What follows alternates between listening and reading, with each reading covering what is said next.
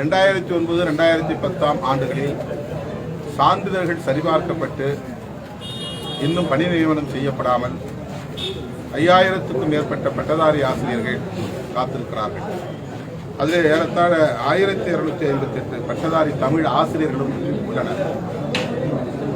அவர்களுக்கு டிஇடி என்கிற எலிஜிபிலிட்டி தகுதி தேர்வு தேவையில்லை என்றும் உயர்நீதிமன்றம் வழிகாட்டுதல் அளித்திருக்கிறது.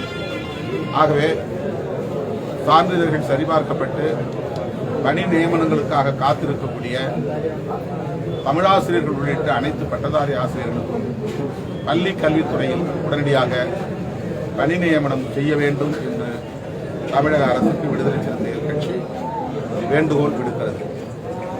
மேலும் உயர்கல்வித்துறையில் காலி பணியிடங்களை நிரப்புவதற்கும் விரைந்து நடவடிக்கைகளை மேற்கொள்ள வேண்டும் என்றும் மாண்புமிகு முதல்வர் அவர்களை விடுதலை சிறுத்தைகள் கட்சி வலியுறுத்தி கேட்டுக்கொள்கிறது.